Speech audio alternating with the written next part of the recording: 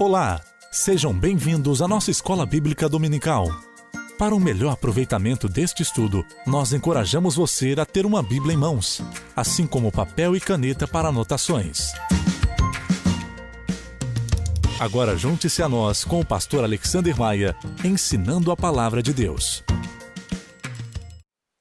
Saúdo a todos os amigos e irmãos com a graça e a paz de nosso Senhor e Salvador Jesus Cristo. Agradeço a Deus por nos conceder mais esta oportunidade para estarmos juntos nesta sala de aula da nossa Escola Bíblica Dominical.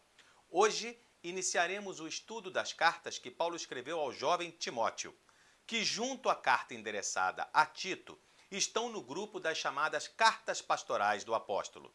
Estudiosos acreditam que esta carta tenha sido escrita após o primeiro encarceramento de Paulo em Roma, entre os anos 62 e 64 da era cristã. É possível deduzir que o apóstolo empreendeu diversas viagens missionárias pela Ásia, Grécia e Creta neste período, antes de ser novamente preso e martirizado. Também é bem provável que Timóteo, filho de mãe judia, Eunice, e pai grego, convertido ao cristianismo durante a primeira viagem missionária de Paulo, tivesse por volta de 20 anos quando se juntou a ele, levando de cidade em cidade o evangelho da salvação de Jesus. Paulo o considerava um verdadeiro filho na fé, e ele se tornou um dos seus principais companheiros de ministério. Mas vejam, Timóteo não era um santo. Na verdade, era bem parecido com qualquer um de nós, um ser humano com fraquezas, vulnerabilidades, alguém com defeitos, mas também muitas virtudes. Embora 13 anos já tenham se passado, Paulo ainda o considera um jovem pastor que não deve se deixar ser menosprezado por causa da sua idade. Não é difícil perceber ainda uma certa timidez em seu temperamento e, por isso, precisa de palavras de encorajamento e confiança. Timóteo tinha uma saúde debilitada, era portador de uma enfermidade física e sofria de uma gastrite crônica.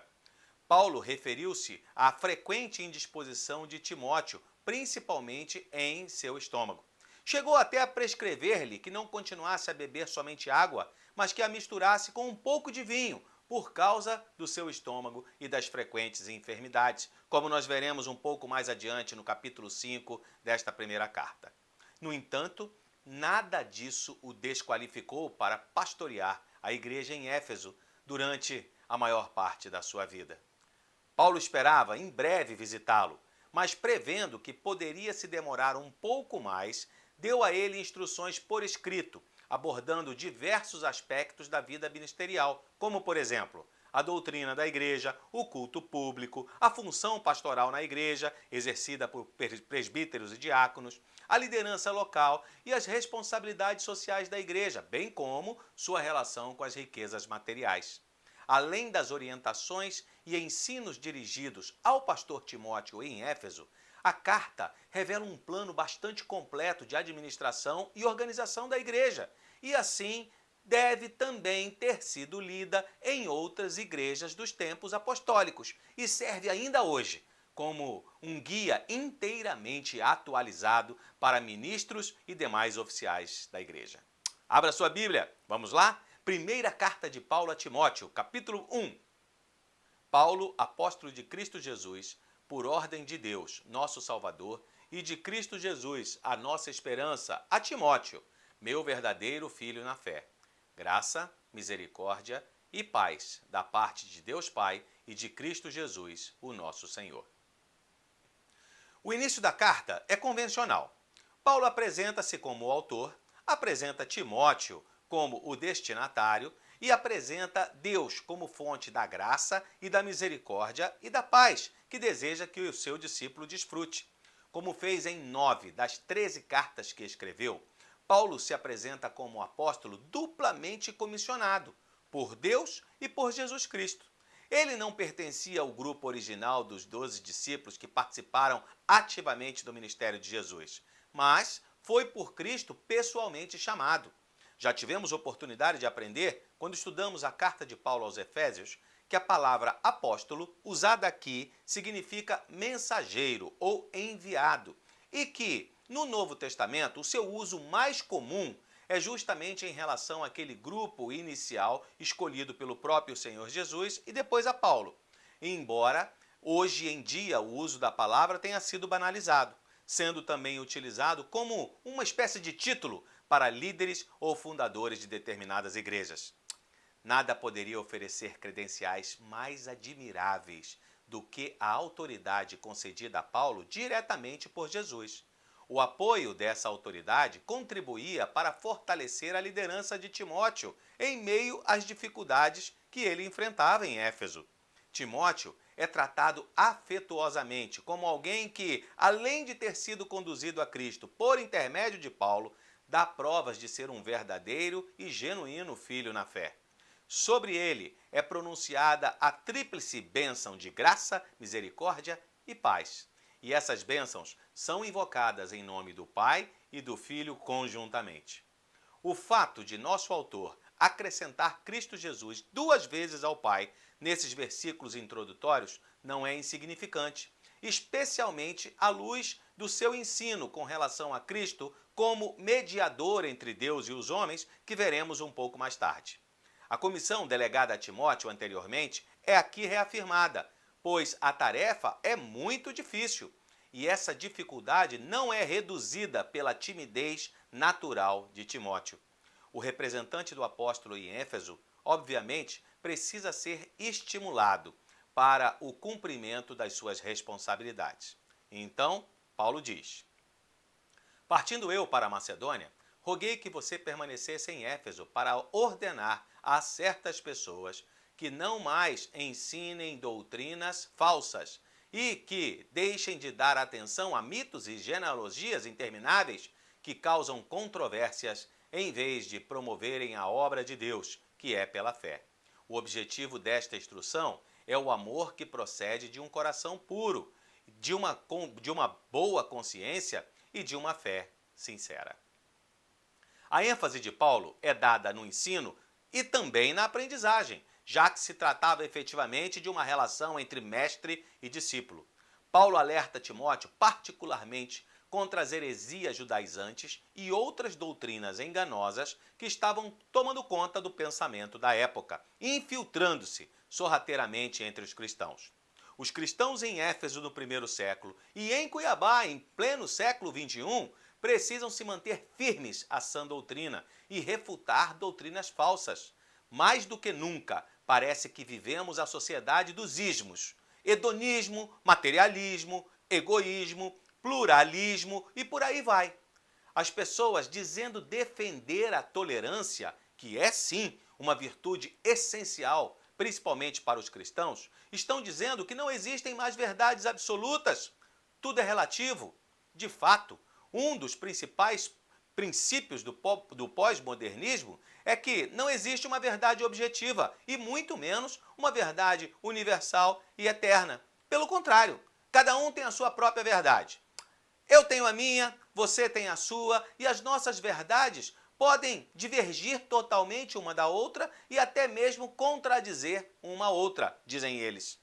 Como afirma o pastor John Stott, nenhum seguidor de Jesus Cristo pode abraçar esse total subjetivismo, pois Cristo disse ser a verdade, que veio para dar testemunho da verdade, que o Espírito Santo é o Espírito da verdade e que a verdade nos libertará. Nenhuma ideologia humana irá jamais mudar essa verdade. É interessante olhar para essa advertência de Paulo quanto à ação dos falsos mestres e lembrar da previsão que ele fez aos presbíteros de Éfeso 5 anos antes, quando estava a caminho de Jerusalém, onde foi preso, depois levado a Cesareia e finalmente a Roma. Vejam o que ele disse: sei que depois da minha partida, lobos ferozes penetrarão no meio de vocês e não pouparão o rebanho. E dentre vocês mesmos se levantarão homens que torcerão a verdade, a fim de atrair os discípulos.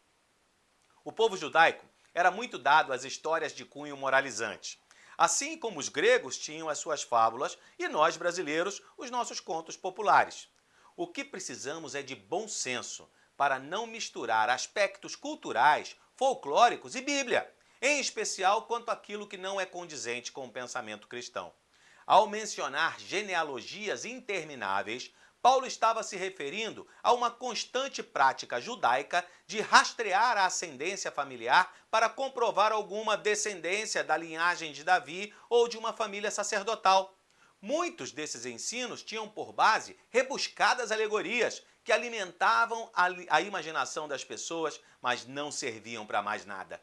O caráter do verdadeiro ensino nasce em um coração puro, que por sua vez resulta de uma boa consciência e que por si é produto de uma fé sincera. Segundo esse padrão, Paulo mede os ensinos daqueles que Timóteo deve repreender. Em evidente ignorância, eles estavam discorrendo sobre detalhes da lei, mesclando-a com fábulas e interpretações esquisitas. Estavam dando um sentido falso ao seu verdadeiro propósito. Assim, ele continua.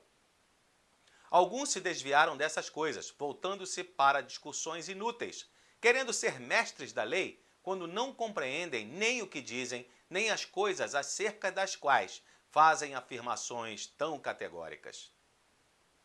Porque alguns se desviaram do amor que procede de um coração puro, de uma boa consciência e de uma fé sincera, criou-se um contraste entre a especulação e a fé na revelação de Deus, entre a controvérsia e o amor de uns para os outros. Quer saber se um ensino vem de Deus? O pastor Stott nos sugere 2 testes. O primeiro teste é o teste da fé. Será que ele provém de Deus, estando conforme a doutrina apostólica, de modo a poder ser recebido pela fé, ou será que é produto de uma fértil imaginação humana? O segundo é o teste do amor. Esse ensino promove a unidade no corpo de Cristo ou ele é irresponsavelmente um causador de divisões? O critério final para julgar qualquer ensino é conferir se ele promove a glória de Deus e o bem da igreja. A doutrina dos falsos mestres não fez nada disso. O que ela fez é promover especulação e controvérsias. Eles se diziam mestres da lei, mas da lei eles não sabiam nada. Abro aqui um parênteses para ressaltar que as palavras de quem ensina pode ter profunda influência, tanto negativa quanto positiva, sobre os seus ouvintes. A responsabilidade é imensa. Por isso, cada aula, cada pregação deve começar de joelhos em oração e depois deve ser preparada com todo zelo e muito estudo. Demonstrando todo o seu conhecimento da lei, Paulo introduz agora uma declaração da natureza e da função adequada da lei. A lei é boa e ela não é aplicável aos justos, pois seu propósito é revelar, é expor e condenar o pecado. Essa é a forma legítima de se usar a lei. Verso 8. Sabemos que a lei é boa se alguém a usa de maneira adequada. Também sabemos que ela não é feita para os justos, mas para os transgressores e insubordinados, para os ímpios e pecadores, para os profanos e irreverentes, para os que matam pai e mãe, para os homicidas, para os que praticam imoralidade sexual e os homossexuais, para os sequestradores, para os mentirosos e os que juram falsamente, e para todo aquele que se opõe à sã doutrina. Esta sã doutrina se vê no glorioso evangelho que me foi confiado, o evangelho do Deus bendito. A lei não condena o homem justo e também não salva ninguém, mas ela é boa, porque aponta para a necessidade do Salvador, de nosso Senhor Jesus Cristo, aponta para a sua graça, um favor não merecido, mas entregue em amor por cada um de nós na cruz. Quem vive na graça não tem medo da lei. Quem respeita os limites de velocidade não reclama das multas que são emitidas pelos controladores automáticos de velocidade, popularmente chamado aí de pardais de trânsito. Quem expõe a verdade na declaração do seu imposto de renda não tem medo da malha fria. Quem vive na graça sabe que não há condenação para os que se arrependem. Quem vive na graça cumpre a lei. Lembram do resumo da lei feito por Jesus? Amar a Deus acima de todas as coisas e ao próximo como Ele mesmo nos amou. Quem vive na graça está aberto àquilo que Deus deseja fazer conosco.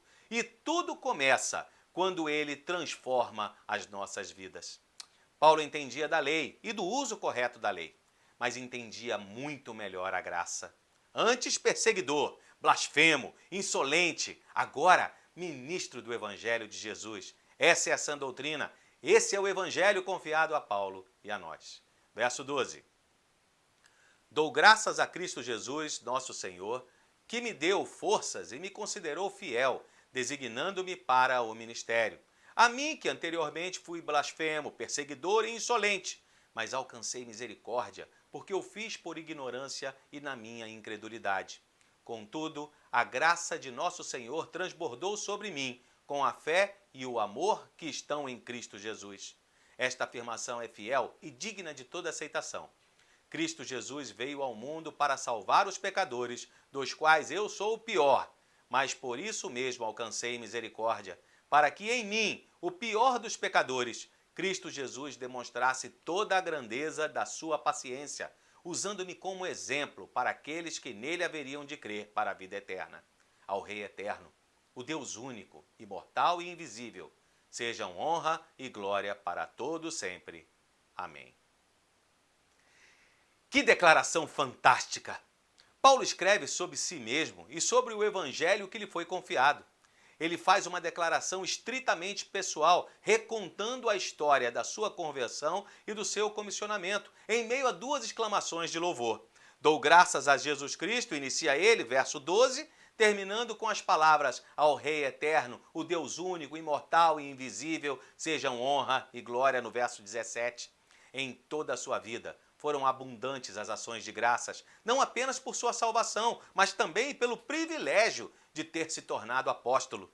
Misericórdia e graça são manifestações da bondade de Deus. Elas caminham juntas para abençoar pessoas terríveis como Paulo, como eu e como você também, que pela fé se aproximam de Deus. Você consegue olhar para a linha do tempo da sua vida e fazer uma distinção entre o antes e o depois? Paulo nos falou do que Cristo fez em sua vida, de como ele foi transformado pelo amor de Deus, pela graça de Jesus e pela presença do Espírito Santo. Você pode fazer o mesmo? Você olha para trás e vê a diferença? Se você ainda não teve essa experiência com Jesus, eu gostaria de sugerir que hoje mesmo você busque a Deus, abra o seu coração, deixe Jesus entrar em sua vida, deixe Ele transformar o seu coração. Nada que esse mundo possa nos oferecer é melhor do que o amor de Deus. Não consegue fazer isso sozinho? Então eu vou pedir que você entre em contato comigo em um dos canais que aparecem aqui embaixo. Nós iremos orar juntos, ler a Bíblia e eu lhe darei algumas informações importantes sobre esta nova vida que o Senhor nos oferece. Tudo com muita segurança sanitária, combinado?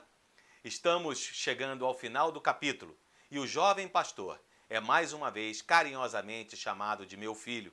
E Paulo lembra de que o cumprimento da ordem que lhe foi dada não é nada mais do que o produto adequado do seu chamado inicial. Vejamos o verso 18.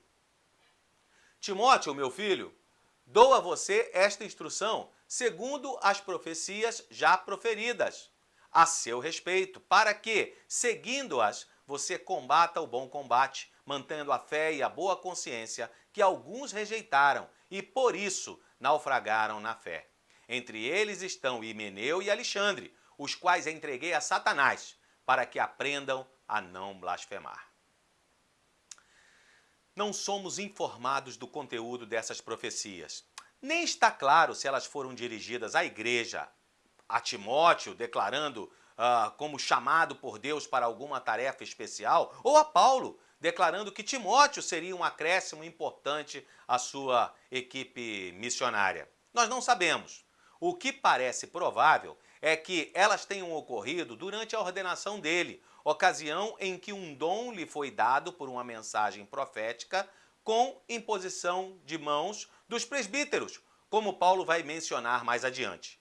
Foram atos solenes que o separaram para o ministério, dando-lhe dons e autorizando-o a exercê-lo. Era segundo aquelas profecias, ou inspirado por aquelas profecias, que Timóteo teria condições de combater o bom combate, mantendo a fé e a boa consciência. Podemos perceber a ênfase do apóstolo Paulo na necessidade de fazer uma ligação entre fé firme e integridade moral.